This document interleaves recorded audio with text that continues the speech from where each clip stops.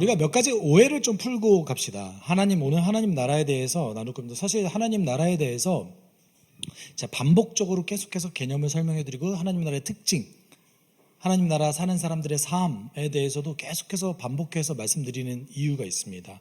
성경은 하나님 나라 몇 가지 이제 성경을 관통할 수 있는 주제들이 좀 있어요. 땅으로 해석할 수도 있어요. 네.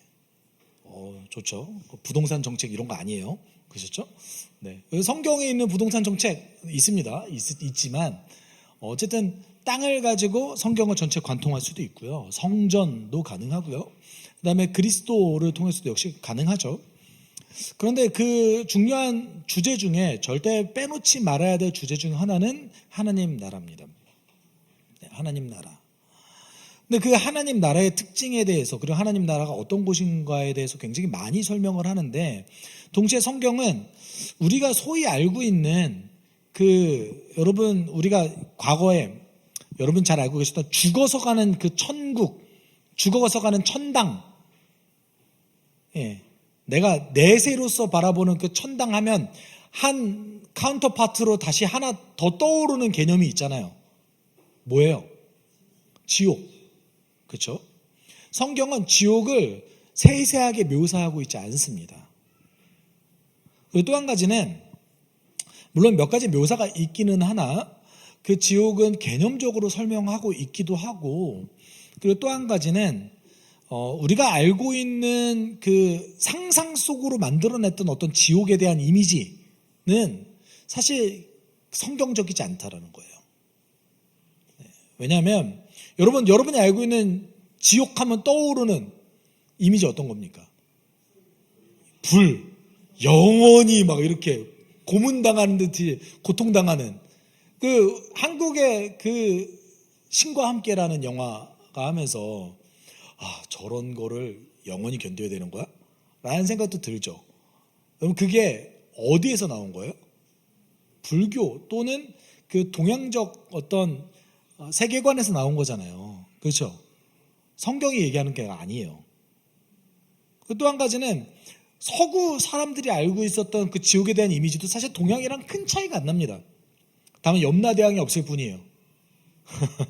염라대왕 역할을 하는 어떤 신이 있는데 이렇게 정의를 표방하지 않아요. 약간 서방 신들은 조금 악해요. 이상하게. 그런데 서구 사회에서 얘기하는 그 지옥에 대한 이미지 역시 그리스 로마 신화에 등장하는 하데스에서 오는 겁니다. 그러니까 우리가 알고 있는 천국과 지옥에 대한 이미지는 철저하게 사실 이교도적인 경우가 많아요. 그래서 제가 과거에 들었던 여러분이 과거에 들었던 혹시 천국을 혹시 방문했다 오신 분들의 간증 이런 거 들어보신 적 있으세요? 네. 거기 왜 이렇게 귀금속이 많은지 모르겠어요. 그렇죠? 천국에 항상 귀금속 많잖아요. 우리가 솔직히 완성된 하나님 나라에서 귀금속이 중요할까요? 그러니까 약간 우리가 알고 있는 그 기본적인 내세로서의 천국과 지옥에 대한 이미지는 사실 이교도적인 것이 더 많습니다. 타 종교의 영향을 받는 게 많아요. 성경적으로 어떻게 풀어내고 있는가를 놓고 봤을 때 성경은 죽어서 가는 내세로서의 하나님 나라를 설명하고 있지 않습니다.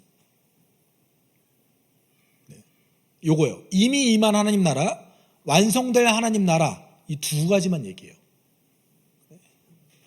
이 딱 두 가지만 얘기해요. 그래서 공백이란 게 있는 건 사실입니다. 어떤 공백이 있을까요? 예를 들어 보죠. 아직 하나님 나라 완성되지 않았어요. 그렇죠? 근데 완성되기 전에 죽으신 분들이 있을 거 아니에요. 예수를 믿었음에도 불구하고 하나님 나라가 완성되기 전에 죽은 분들은 이분도 도대체 어디 가는 거냐, 이런 공백이 있는 거죠. 그래서 이거를 해결하기 위해서 많은 신학자들이 사실 연옥도 얘기했고, 어거스틴이 얘기한 거예요. 연옥도 얘기했고, 그 다음에 영으로만 있는 천국도 얘기했고, 많은 거 얘기했지만 성경은 여기에 공맥지로 남겨놓고 있습니다. 그래서 잔다라는 표현을 쓰는 거 아세요? 정말 자고 있을지도 몰라요. 그래서 심판 때 일어난다라는 표현도 씁니다. 혹시 발견해 보신 분? 그런 표현이 있어요. 죽었던 자들, 자고 있던 자들이 일어난다. 그게 이제 심판 전에 죽었던 사람을 묘사하는 거거든요. 그러니까 적어도 성경을 쓰는 사람들은, 성경을 기록했던 분들은, 우리 신앙의 선배들은 육체와 관련 없이 영적으로 어느 공간에 임하는 거에 대해서 관심이 없었어요. 이해하셨죠? 인간을, 영과 육을 아예 분리한다고 보질 않았습니다. 네. 그렇기 때문에 그렇게 얘기한 거예요. 그러면 우리가 놓고 봤을 때 저는 개인적으로 어떤 생각을 하냐면, 하나님의 성품에 기대어서 우리가 상상력을 발휘할 수 있잖아요. 저는 적어도 제가 알고 있는 하나님이라면 인간을 그렇게 고문하듯이 만들 지옥은 없을 것이다 라고 단언합니다. 다만 심판은 있을 것이다. 근데 그 심판이 마치 그렇게 가학적으로 고문하는 듯한 지옥일 것이냐에 동의하지 않습니다. 우리 하나님이 그런 공간을 만드실 거라고 상상할 수 없어요.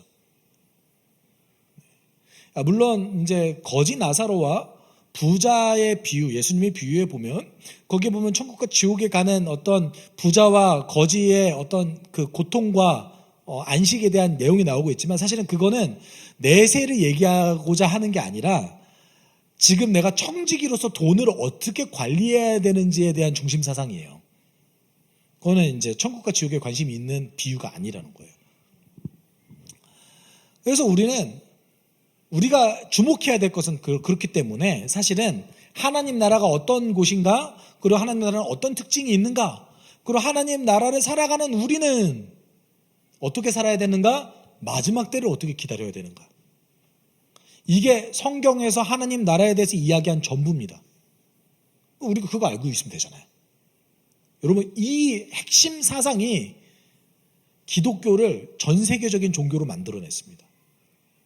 원래 많은 종교들은 사실은 어느 그 문화와 배경, 지역을 넘어서기가 되게 쉽지 않아요. 뭐 그나마 좀 넘어선 거라면 이슬람, 불교 요 정도 있을 것 같아요. 힌두교는 넘어서지 못했고요. 근데 불교가 완전히 보편 종교라고 얘기하기 쉽지 않습니다. 그리고 사실은 엄밀히 말하면 불교는 종교라기보다는 철학에 가깝죠. 내면을 수양하기 위한. 이슬람 같은 경우도 그 이슬람 제국이 한참 무역을 많이 할 때 영향을 받았던 국가 외에는 보편 종교로서 성격을 갖고 있지 않습니다. 생각보다는. 그것이 이제 완벽하게 문화된 곳만 있는 거죠. 근데 기독교는 좀 달라요.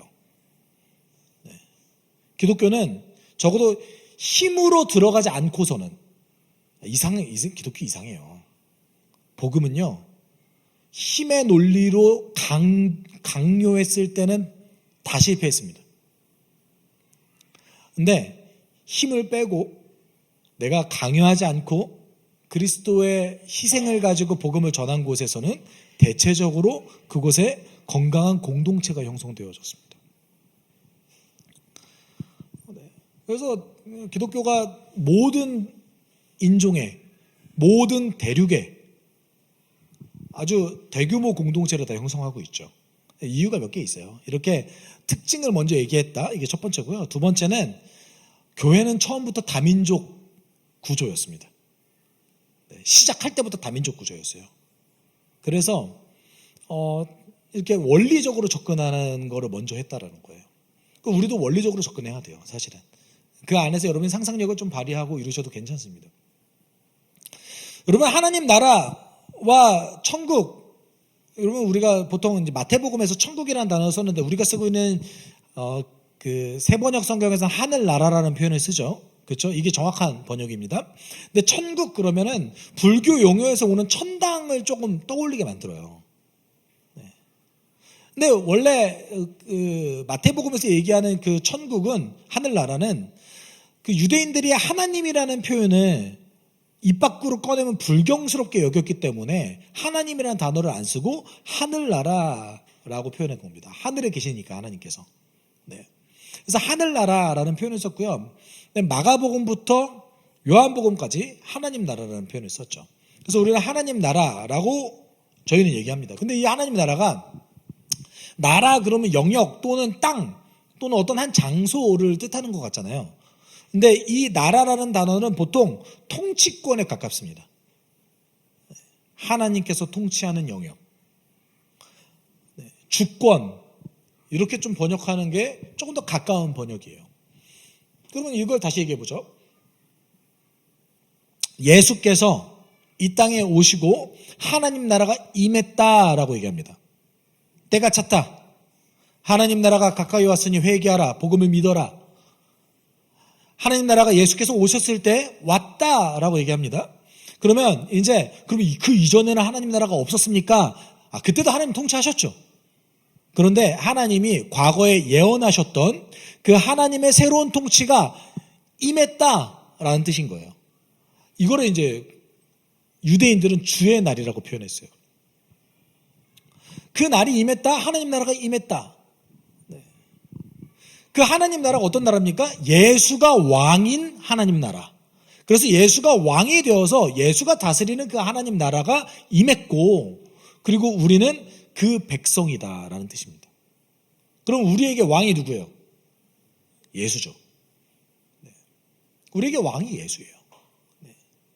예수가 전하는 하나님 나라는 왕이신 예수를 따르면서 하나님과 관계 맺는 곳, 그래서 예수의 길을 따라가는 것, 예수의 명령을 따르는 곳, 그런 곳인 거예요.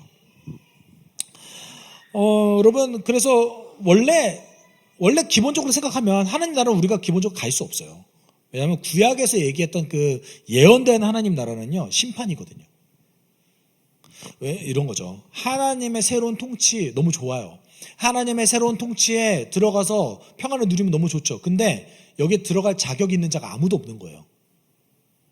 로마서에 말씀하죠.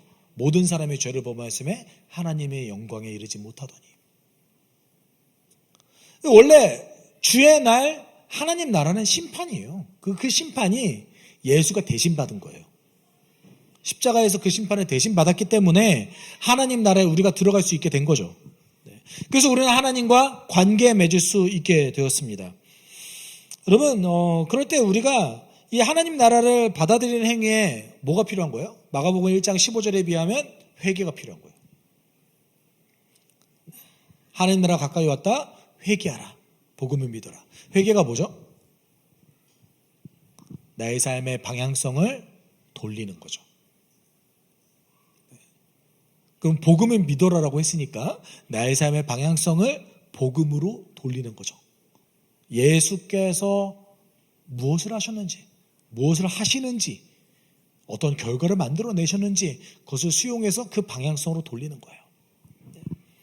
그렇게 회개했을 때 우리는 조금씩 변합니다. 어떻게 사는 것이 주를 위한 것인가? 이런 고민을 하기 시작합니다. 그래서 세상의 방식을 버리고 예수의 방식을 배우면서 반응하죠.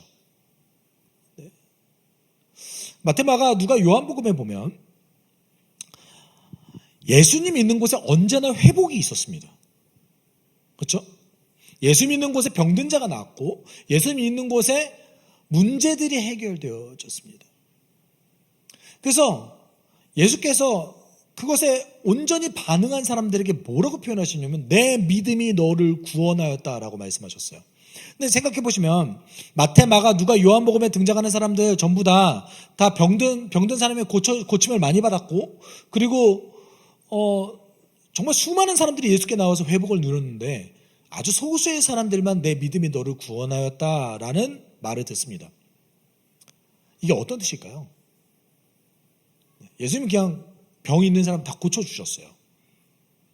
그런데 그 중에 예수께 온전히 반응한 사람, 어떤 사람일까요?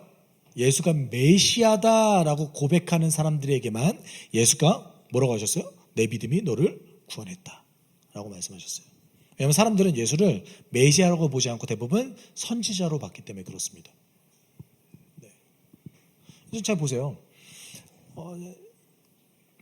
예수님 제자들에게 물어보시잖아요.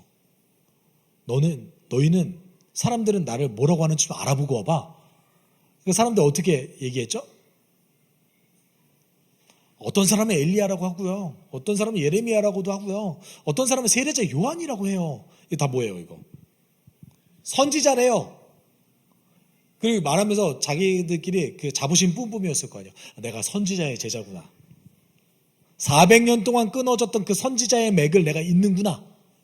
네. 얼마나 자부심이 있었겠어요? 그 말을 듣고 예수께서 뭐라고 그랬어요? 예수님이 이렇게 질문을 자주 하세요. 그렇죠? 예수님 질문을 자주 하세요. 뭐라고 말씀하세요? 너희는 뭐라고 생각해? 그때 베드로가 나서 그러죠. 주는 그리스도시요 살아계신 하나님의 아들이십니다.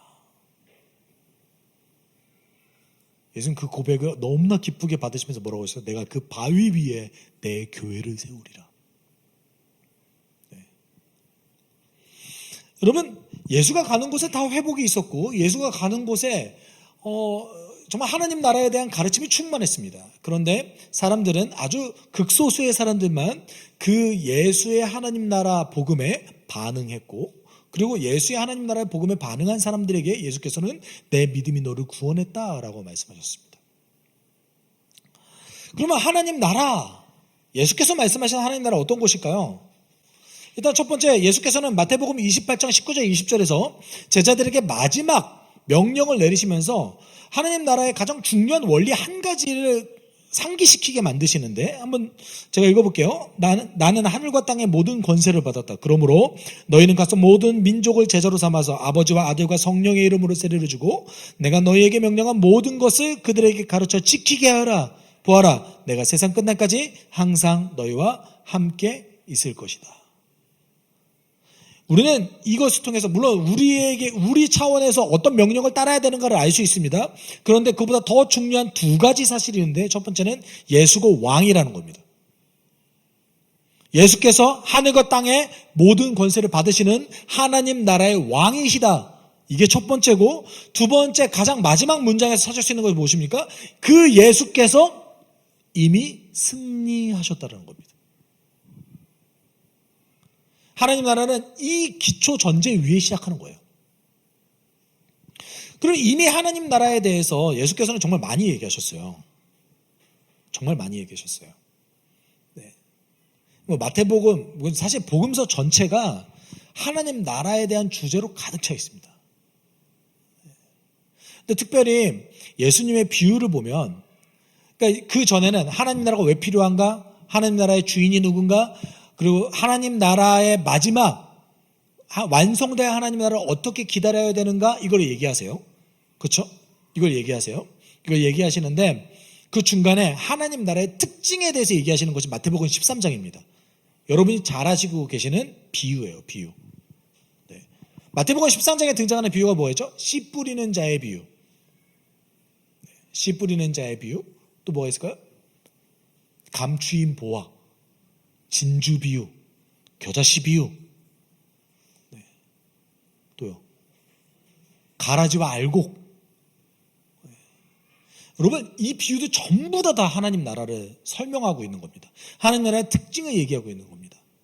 여러분, 우리가 씨 뿌리는 자의 비유 보면 우리는 보통 원래 처음에 뭐에 좀 초점이 많이 맞추셨어요? 내가 좋은 땅 되고 싶으니까 좋은 땅에 초점이 맞추셨잖아요. 네 가지 땅이 나오죠. 길가, 그 다음에요, 돌밭, 가시덤불, 좋은 땅입니다. 그렇죠? 씨가 뿌려졌어요. 길가에 뿌려졌더니 사단이 와서, 악마가 와서 그 씨앗을 가져갔어요. 아예 싹 쫓아나지 않았습니다. 돌짝밭에는요, 뿌려졌어요. 싹이 났어요. 그런데 고통과 시련이 찾아오자 이 뿌리를 내리지 못하고 그 씨가 죽어버렸습니다. 가시덤불은요, 씨가 뿌리를 내렸어요. 근데 자라지 못했어요. 왜 자라지 못했어요?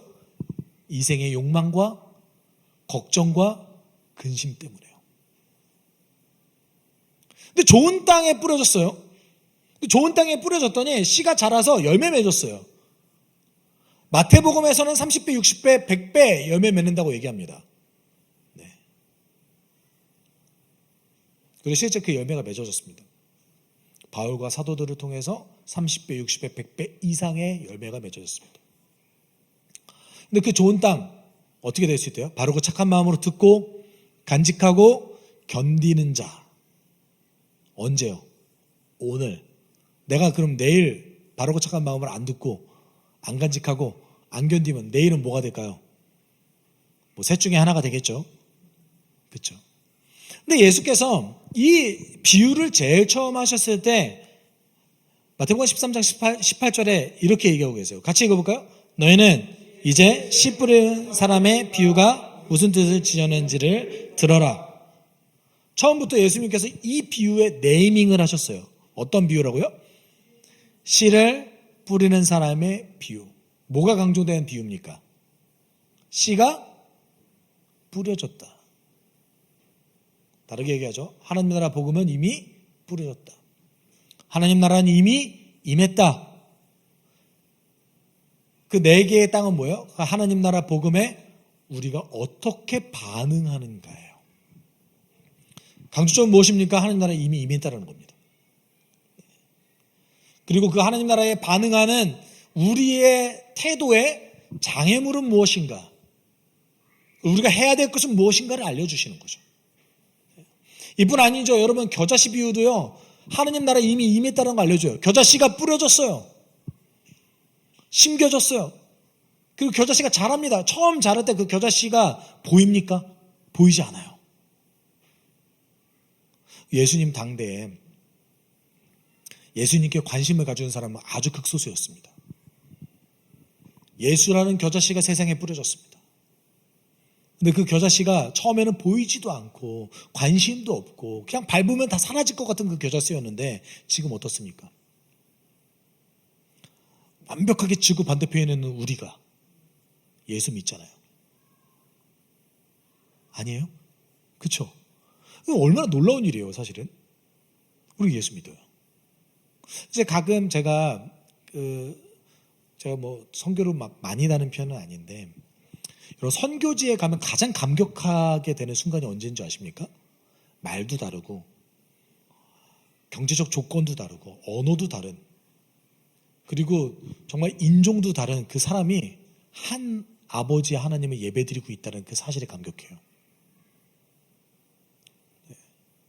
겨자씨 비유가 알려주는 게 뭡니까? 첫 번째는 하나님 나라 이미 임했다. 그런데 그 하나님 나라는 어떻게 돼요? 확장한다. 나의 개인의 영역에서도 확장하고 전 지구적인 영역에서도 확장한다. 그 겨자씨가 자라서 길 가던 새가 쉬는 공간을 만들어준다. 이게 하나님 나라 특징이었죠. 네. 그러니까 어찌되었건 하나님 나라가 자라면 유익을 주는 거예요. 네. 이뿐 아니죠. 여러분이 알고 있는 또 다른 비유 있습니까? 알곡과 가라지. 알곡과 가라지 비유 뭐 어떤 내용이죠?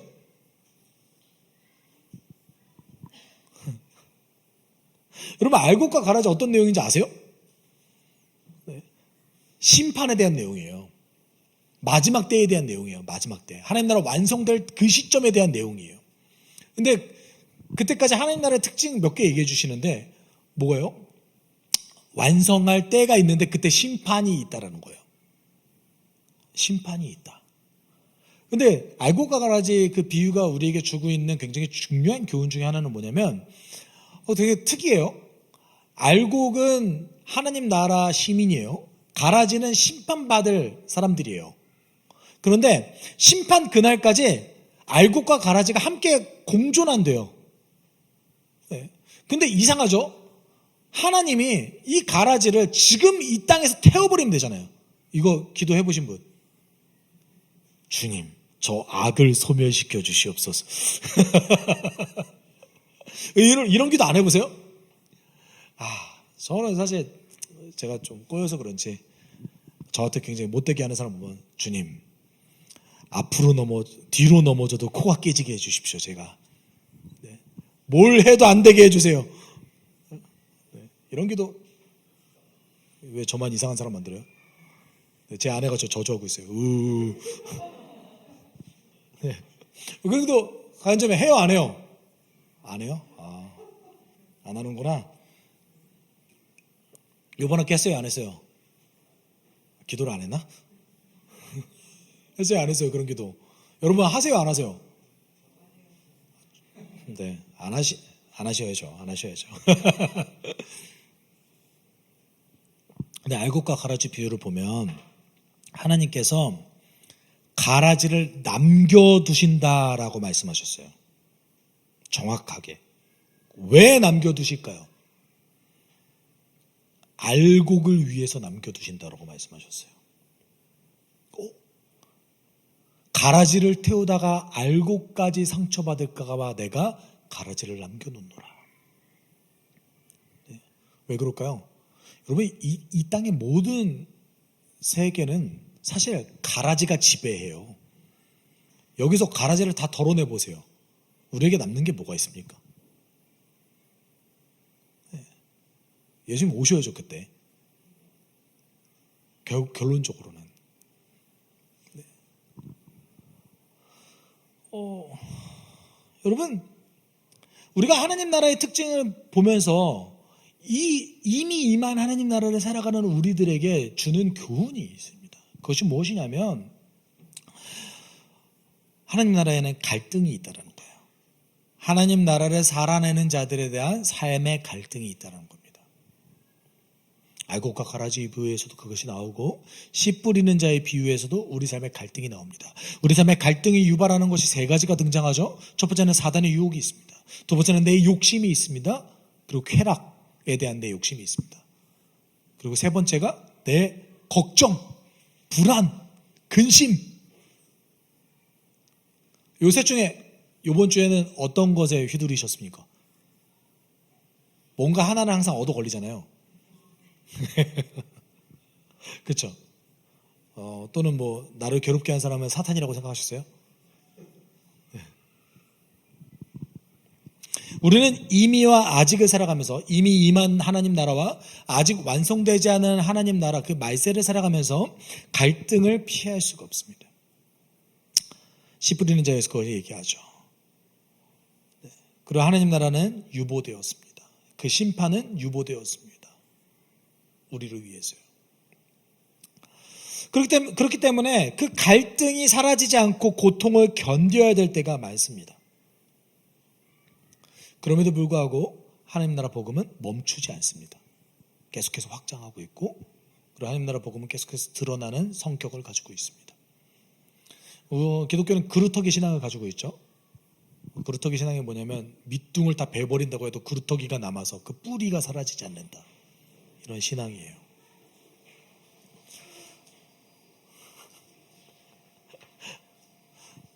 네, 원래 가을이가 제가 있으면 안 나오거든요. 엄마만 있으면 저렇게 나와요. 우리 7살 가을이. 네. 여러분, 제가 제일 처음에 서두로 여쭤봤어요. 예수가 다시 오시는 걸 소망하세요? 또 왜 안 소망할까? 여러분 왜 소망하지 않으십니까? 다시 여쭤볼게요. 난 소망한다. 오, 약간 소망한다고 얘기하면 꺼려진다. 이렇게 얘기하면 이상해 보이실까요? 그러니까 이제 제가 이런 질문을 할 때 우리 가운데 두려움이 있잖아. 내가 못 들어가면 어떡하지? 내가 알곡인 줄 알았는데 알고 보니까 가라지였네. 혹시 이런 것 때문에 그러신 건가요? 네. 우리가 하나님 나라를 완성될 하나님 나라, 사실 예수가 다시 오시는 걸 소망하는 거잖아요. 예수가 다시 오시는 걸 소망할 때 사실은 그거를 소망하지 않는 이유가 몇 가지 있는데 첫 번째는 하나님 나라를 경험하지 못했기 때문에 그래요. 그러니까 하나님 나라는 완벽하게 우리가 경험할 수는 없어요, 우리가. 그런데 부분적으로 공동체를 통해서 경험할 수 있습니다. 그런데 이렇게 부분적으로 경험하는 하나님 나라가 지나치게 균형을 잃었어요. 그래서 우리는 하나님 나라를 경험할 때 대부분 여러분 뭘 통해서 경험하셨어요? 예배 아니셨어요? 그렇죠? 그래서 우리가 주구장창 예배 드리잖아요. 저희가 이렇게 공동체로 전환하는데 저한테 가끔 이렇게 여쭤보시는 분들이 계세요. 하나복 목사님들 중에서도. 그러면 이제 제가 말씀드려요. 일주일에 예배가 10개 있는데 어떻게 공동체를 해요? 그렇잖아요. 새벽기도 5번, 금요기도회, 수요기도회, 주일날 오전 예배, 그 다음에 오후 예배 이렇게 예배 싹 드리고 그거 하고 있는데 일주일에 내가 설교를 10개 준비해야 되는데 언제 제자훈련 시키고 언제 양육하고 언제 공동체 해요. 그렇죠? 우리가 하나님 나라를 경험하는 것이 균형을 잃었다라는 거예요. 물론 예배를 통해서도 우리가 부분적으로 하나님 나라를 경험합니다. 근데 한 방향성만 경험하잖아요. 그러니까 우리가 예수가 다시 오시기를 소망하지 않아요. 두 번째는 이 땅에서 우리의 목표가 이 땅에서 잘 먹고 잘 살다가 죽어서 천국 가는 거였기 때문에 그렇습니다. 그래서 대부분의 우리의 목표죠. 이 땅에서 평안을 막 누리다가 최대한 고통 없이, 그렇죠? 그러다가 죽어서 천국 가는 것이 우리 인생 목표였기 때문에 사실 그 상황에서는 한 가지만 있으면 돼요. 나 진짜 천국 가나? 요거만 있으면 돼요. 그렇죠? 네. 대부분은 제가 천국 간다고 생각해요. 나 예수 믿는데? 이상하게 교회 안 다니는 친구들도 자기 예수 믿는데요. 제가 이제 그 친구들에게 팩트 폭격을 하거든요. 믿는 게 뭔 뜻이냐면 예수가 메시아란 뜻이고 예수가 내 삶의 주인이란 뜻이야. 네 삶의 왕이야. 네 예수를 왕으로 따르지 않는데 네가 뭘 믿기는. 예수가 있다는 걸 믿었지. 귀신도 그거 믿었어. 사단도 예수님이 하나님 아들이라고 인정했어. 그럼 너 사단이니? 자, 이렇게. 네.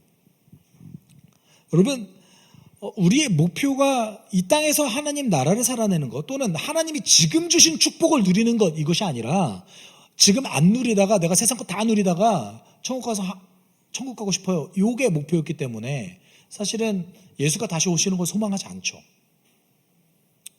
네, 적당히 이 땅에서 누릴 거 다 누리다가 죽으면 가야지, 이런 논리를 가지고 있죠. 네. 이 안에는 사실 어떤 구조를 갖고 있습니까? 이 땅에서 내가 신앙이 좋아지면 손해보고 더 안 좋아진다라는 논리 구조를 갖고 있는 거예요. 네. 왜냐하면 약간 전통적인 그 신앙생활 내에서 신앙이 좋아질수록 왠지 목사를 해야 될 것 같은, 그렇죠? 혹시 여기 계신 분들 중에 그 소위 청년 때 열심히 하셨다가 목사하라는 얘기 들어보신 분 안 계세요? 아, 너 신학교 가야 될 것 같은데. 네. 하나님께서는 오늘 우리에게 축복을 주기를 원하고, 그리고 하나님께서는 오늘 우리에게 당신께서 주셨던 놀라운 능력을 누리기를 원하시는데 그것을 우리가 오해하는 거죠. 네. 그리고 세 번째는 이 땅이 그냥 좋아질 거라고 착각해요. 여러분, 제가 장담하는데 여러분이 꿈꾸는 여러분의 인생, 여러분이 꿈꾸는 어떤 미래에 대한 소망, 완성될 하나님 나라에서는 영원히 누릴 수 있습니다. 그리고 모두가 다 성취합니다. 이 땅은 자원이 풍부하지 않고, 그리고 모두가 다 주인공이 될 수 없기 때문에, 사실 제가 이번 주 설교에도 말씀드렸는데 모두가 원하는 직업을 선택할 수 없어요. 모두가 내가 원하는 욕망을 따라서 살아갈 수 없어요. 내가 원하는 삶을 살아갈 수 없다고요. 누군가는 실패를 합니다. 근데 그 실패하는 확률이 성공할 확률보다 압도적으로 높습니다. 그래서 우리는 선택을 하죠. 어떻게 선택해요? 리스크를 줄이는 방향으로, 위험을 줄이는 방향으로 선택하죠.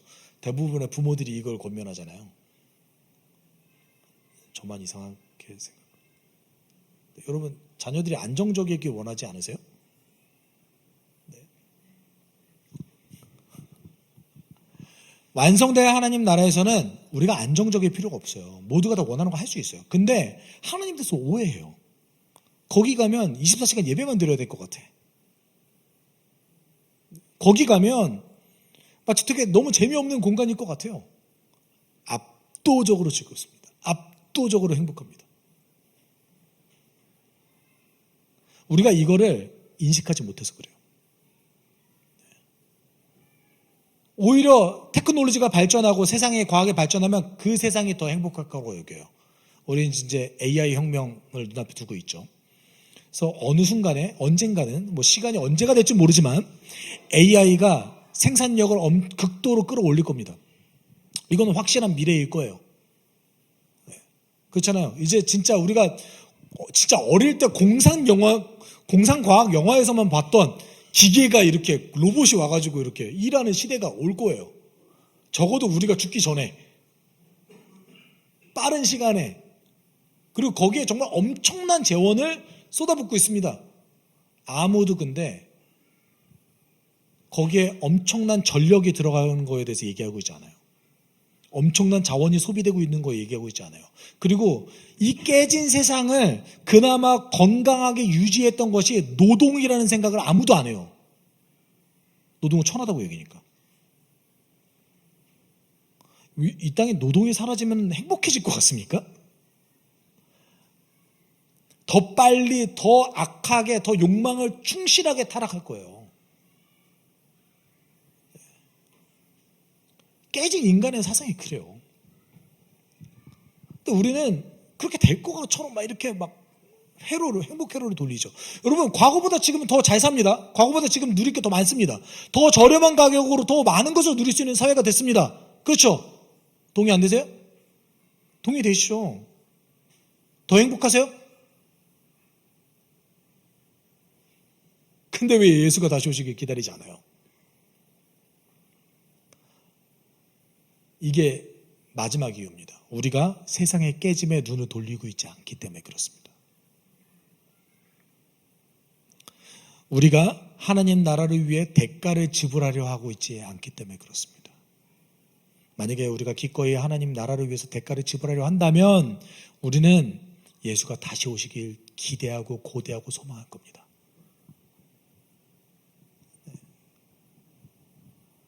내가 고통당할 때마다, 세상의 깨짐을 목격할 때마다 주님 오시면 안 돼요. 이렇게 소망할 겁니다. 여러분, 우리는 대부분이 원래 그리스도인의 출발점을 꼬린 지점인 줄 알아요. 출발점이 어디입니까? 하나님 나라 백성이 되는 거잖아요. 근데 대부분 그리스도인은 천국 가니까 됐다 이제 라고 생각해요. 우리가 구원받은 백성으로서 하나님 나라 백성이 되는 것은 시작점입니다. 그 다음에 하나님께서 우리에게 질문하십니다. 뭐라고 질문하실까요? 너는 주님 나라가 오길 소망하니? 나의 나라를 위해서 대가를 지불하니? 라고 물어보십니다. 여러분, 우리가 기억해야 됩니다. 하나님 나라가 완성되면 여러분이 가지고 계시는 모든 문제가 해결됩니다.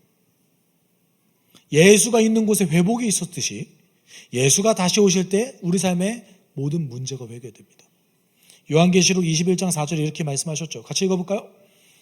그들의 눈에는 모든 눈물을 닦아주실 것이니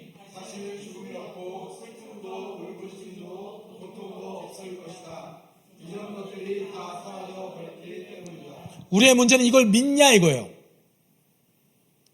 예수가 다시 오실 때 다시는 죽음이 없고 슬픔과 울부짖음이 없고 고통이 없는 것, 우리의 문제가 사라지는 그 인생을 정말 믿냐 이거예요.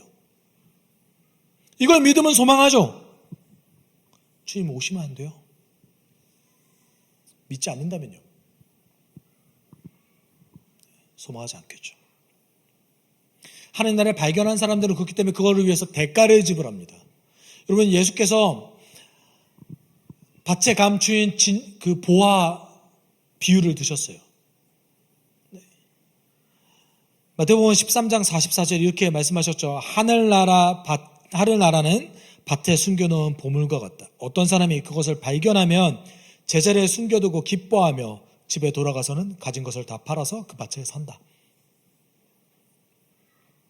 전 사실 이거 처음에 이 비유를 봤을 때 우리 하나님께서 도둑질을 가르치시네 라고 생각했어요. 도둑질 아니에요? 그렇죠? 내 밭이 아닌데 농사 짓다가 소작농인 거죠. 내 밭이 아닌데 보물을 발견했어요. 보물을 발견한 다음에 그걸 다시 숨겨놓고 그 밭에 산 다음에 보물을 가져가면 어때요? 비윤리적이지 않아요? 이스라엘 문화를 몰라서 그래요. 이스라엘이 여러분 그 도시가 여러 번 멸망했다가 다시 지어진 곳입니다. 그래서 땅을 파다 보면 뭐가 나와요. 지금도 땅을 파다 보면 뭐가 나와요. 경주 같은 데 보면 땅 파다 막 나오잖아요. 그러면 유대 문화에서는 땅 파다 나온 거는 주인과 상관없이 내 거예요. 근데 원래 그냥 가져도 되는 건데 이왕이면 값까지 지불하자라고 해서 사실은 호의를 베푼 거예요. 땅 파다 가지면 내 거예요. 좋은 문화를 가졌죠. 왜냐면 이거를 그 주인이 누구냐라고까지 가기에는 그걸 알 수 없기 때문에 그렇습니다. 문화 자체가 그래요. 보물을 발견했습니다. 정말 너무나 값진 보물을 발견했습니다. 인생을 걸 만한 보물을 발견했습니다. 여러분 어떻게 하실래요? 안 사실래요? 너무 싸게 살 수 있는데?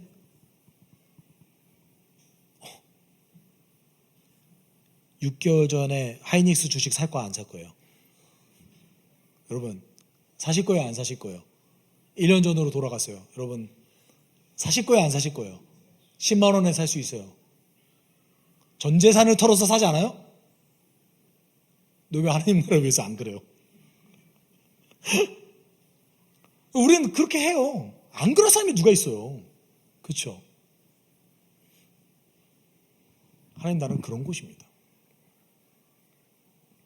근데 그 나라를 살아갈 때 대가를 지불할 때 우리 삶에는 어려움이 있습니다. 갈등이 있습니다. 깨진 세상을 보면서 애통하기도 합니다. 그런데 여러분 하나님 나라를 발견한 사람들에게 고통은 복이 될 수도 있습니다. 왠지 아세요? 하나님은 우리 가운데 이 땅에서 이 깨진 세상에서 어떤 고통을 선택할래? 라고 물어보세요. 허무에 굴복할래? 아니면 하나님 나라를 위해서 대가를 지불할래? 하나님 나라를 위해서 대가를 지불하지 않으면 내 삶은 평안합니까?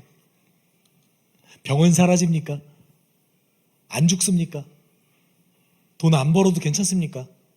아니요. 오히려 허무에 굴복해서 더 고통스러운 삶을 살게 되는 거죠. 그래서 하나님 나라를 발견한 자들에게 고통은 오히려 복이 될 수 있습니다. 예수께서 말씀하셨죠. 슬퍼하는 사람은 뭐가 있다? 복이 있다. 저 처음에 이거 이해할 수가 없었어요. 애통하는 자는 복이 있나니 하나님이 그들을 위로할 것이니라. 허무에 굴복한 인생을 살아갈 때 그 누구도 우리를 위로해 주지 않습니다. 그 누구도 우리의 삶을 함께 걸어가 주지 않습니다. 그러나 우리가 하나님 나라를 위해서 대가를 지불할 때 그분께서 우리를 친히 위로하십니다. 내 사랑하는 예수가 나를 위로하십니다. 여러분 우리 인생 가운데 그 복을 평생 누리셨으면 좋겠습니다. 네. 여러분 그 누가복음 18장에 보면은 불의한 재판관 비유가 나오거든요. 재판관이 있어요. 한 과부가 그 재판관 불의한 재판관이에요. 나쁜 재판관이에요. 그 나쁜 재판관에게 막 빌고 빌어가지고 결국 원하는 걸 해줬어요. 네. 사람들이 이것에 대해서 하나님께 이렇게 기도로 매달리면 주시는구나 라고 이제 착각하는데 예수께서 이 비유를 말씀하실 때 뭐라고 말씀하시냐면 늘 기도하고 낙심하지 말아야 될 것을 이야기하시면서 이 비유를 말씀하셨다고 그래요. 네. 불의한 재판관도 이렇게 원하는 걸 계속 간구하면 줄 거를 해주는데 너희 사랑하는 하나님께서 너희가 진짜 늘 깨어서 기도하고 하나님 나라가 오길 소망하면 주시지 않겠니? 낙심하지 말고 하나님 나라가 다시 오시길 소망하며 오늘도 기도했으면 좋겠다. 예수께서 마지막에 뭐라고 말씀하시냐면 인자가 올 때에 세상에서 믿음을 찾아볼 수 있겠느냐? 라고 물어보십니다. 내가 오는 그때에 내가 다시 올 거를 기대하며 기도하는 자를 볼 수 있겠냐? 라고 우리 예수께서 물어보셨어요. 어떻게 대답하시겠어요? 네, 제가 기도했습니다. 네, 제가 당신이 다시 오시길 소망했습니다. 그게 우리가 됐으면 좋겠습니다. 네. 여러분, 그 나라가 오게 하옵소서라는 이 주기도문의 기도는 하나님 나라가 이 땅 가운데 임하길 원하는 그 기도는 예수가 다시 오시길 소망하는 기도입니다. 그리고 내가 대가를 지불하겠다는 기도입니다. 여러분 그 소망을 품었으면 좋겠어요.